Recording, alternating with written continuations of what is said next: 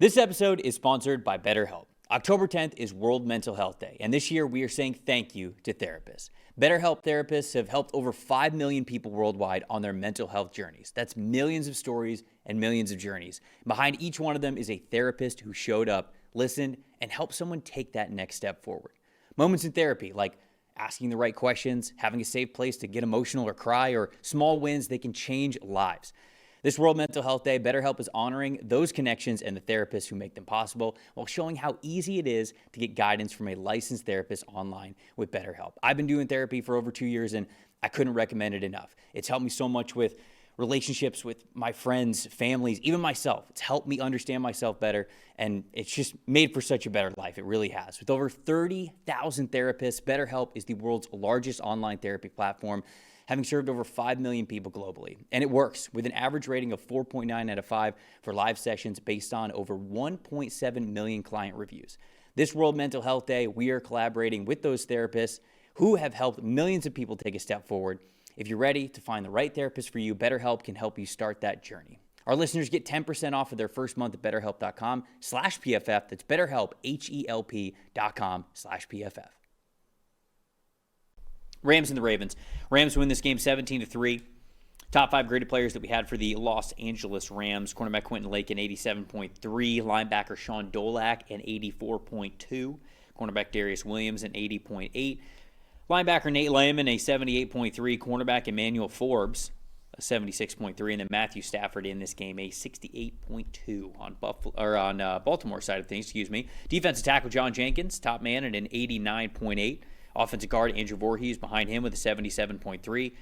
Halfback Derrick Henry with a 75.3. Linebacker Trenton Simpson a 72.7. And wide receiver DeAndre Hopkins a 70.8. Had Cooper Rush and Tyler Huntley in this game. I just wrote down Tyler Huntley's numbers because, quite frankly, they were better, at least grades. 66.2 overall grade is what Tyler Huntley had in this game. Stat told the story, Dalton.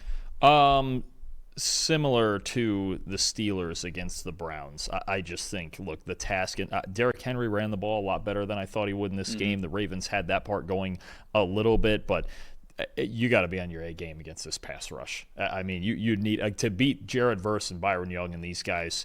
You needed Lamar Jackson because there's too much pressure, and this Ravens offensive line is not pass protecting well in big spots right now, but this Rams pass rush, 73.8 pass rush grade as a team, 50% pressure rate, 80% pass rush win rate, 4 sacks in this game. Byron Young, I actually want to shout out as he wasn't in the top 5 there overall, but I want to shout out as my most impressive because I think this is just somebody who needs to be talked about more as far as the season he's having. 80 pass rush grade in this game, 8 pressures, 2 sacks. He's got an 85.8 pass rush grade for the season. On the other side of Jared Verse, freak, Puna Ford inside. Never wrong, just early on Exactly. Byron Young. Best thing you can be. Did I have him? Now I gotta look.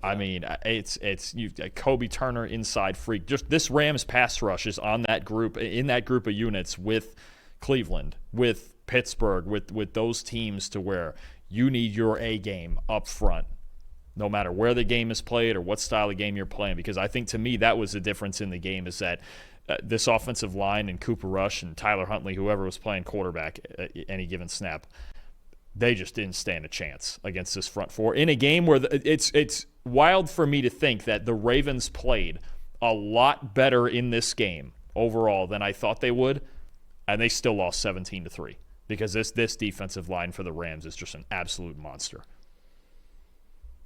I had Byron Young as edge 11 as a 3rd round grade.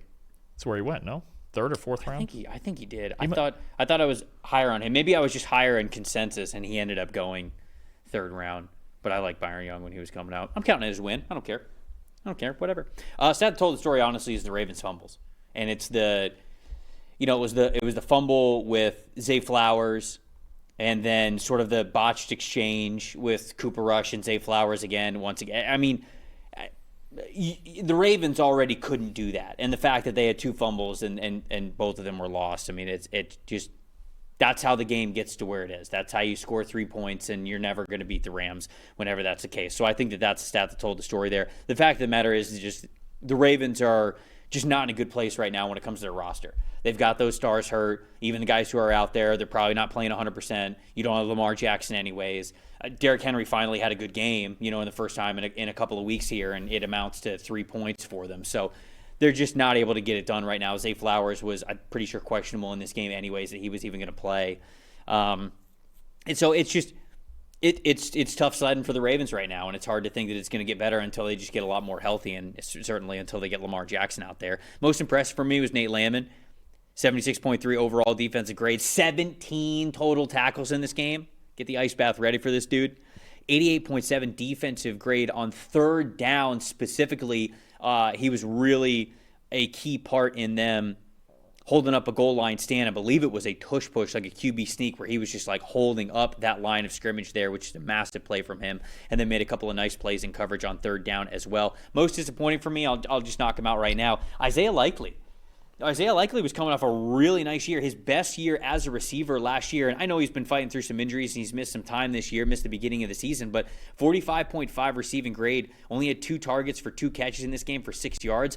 In all 3 of the games that he's played, he's had a receiving grade below 60. So he has not been this, okay, wow, we've got Isaiah Likely back. Now we can really get into our 2 tight end offense with him and Mark Andrews, and these guys are really going to flourish and thrive. It just has not been that at all whatsoever. I think he's only got 3 catches on the year. He had 1 catch last week, and he had the 2 catches for 6 yards this week. So I'm just disappointed that the offense has not been able to run through those 2 tight ends when they've really needed someone to step up. I thought Isaiah Likely's return was really going to help them there, and he just has not. Yeah, no, I agree. Disappointing part for me, Ronnie Stanley, who's been struggling anyway, left this game with an injury again. And without him, I know this is a tough matchup, but they have a hard time pass protecting without Ronnie Stanley there at left tackle. Shout out one more impressive guy, because I already got Byron Young. And how about, Omar Spates, last year's undrafted star at linebacker, was hurt. He was out for this game. How about another undrafted rookie linebacker, Sean Dolak from Buffalo, getting in this game, getting his first defensive reps, 35 snaps and an 84 PFF grade. I mean, he was the highest graded linebacker in the country last year, I think, at Buffalo, wasn't he? Yeah. I mean, and he didn't get drafted, and there was some being like, hey, this guy probably should have went round 6 or 7, but darn good athlete, really good mover in space. And just for the Rams, I mean, I guess they're just going to keep finding undrafted guys out here to put at linebacker next to Nate Landman and have success. But I just wanted to shout that. He's been playing special teams every week, but this was his first defensive action. He was really good too. Yeah, the Puka Nacua injury, strange, because he gets hurt and he leaves the game, but then he comes back, but he's basically just a decoy. Like, he didn't really do anything after that. He was just kind of on the field for them. So I think that's the big takeaway of this game, is actually monitoring that for the Rams moving forward. So it's a sprained ankle. Okay. And there is a lot of thought that he's going to miss this week. They got to go to London and play the Jaguars. Okay. They're thinking it's Ian Rappaport, Mike Garafolo reporting. They think it's likely he misses this week against Jacksonville, and then they're going to reevaluate it during the bye and see where that goes. Oh, that makes it. They have the bye right after the London game? Yeah. That makes way more sense. Yeah. Especially with them sitting here, what are they, 4-2? They're 4-2 now. You never want to drop a game, obviously. You don't want to give a game up, but you would want to make sure that Puka Nacua is going to be able to play at 90% for you the rest of the season, as opposed to 60 or 70% for you the rest of the season. So it would make sense to rest him there. Shout out to the Rams corners, who played really well in this game. What a pick from Quentin Lake. What a play that. That was one of the best plays I saw all week. And I know that Rams fans have been really frustrated with the corners so far this season, but I think it's a little bit to the point of I think this was the Rams, if I'm remembering this correctly. McVay was asked about his corners because they were struggling early in the season, and he was like, no, I mean, like, we like our guys. Like, we're not, like, looking at anybody else. We're not going to try to bring anybody else. And I think Rams fans were, like, unhappy with that. And they're saying, okay, well, you're just going to, like, let this be a weak spot of your team moving forward, and maybe a reason why you're not able to get as far as you need to in the playoffs. And it just sort of goes to show that corners are just going to be up and down.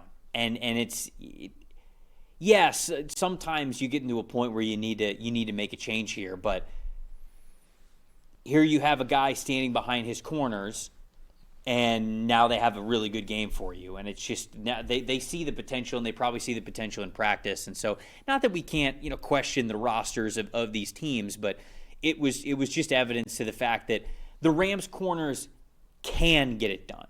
I think that when you think about making changes in the secondary, you have to come to the conclusion that these guys cannot get it done. And if instead you have a situation where, yeah, they're going to be a little bit up and down, but you understand that's going to be the nature of playing in the secondary anyways, you're probably going to be okay with that, especially if these guys who have been in your system before, who you drafted, who you've signed, who you've developed, whatever that looks like. So I just wanted to point that out with the Rams. I think the way this team is designed, they have an outstanding front four at any given time on their D-line, and they have a back seven that is solid. I think that's just the thing is, you think about great corners, and they don't have an individual, a Sauce Gardner, Patrick Surtain type guy back there, but these guys have been playing together for a while, and they play really well together. Yes, it's always going to be a concern when you face teams with big-time receivers, but I don't think that's their biggest weakness. I'd be more worried about just the consistency of their offensive line, especially in the interior week to week.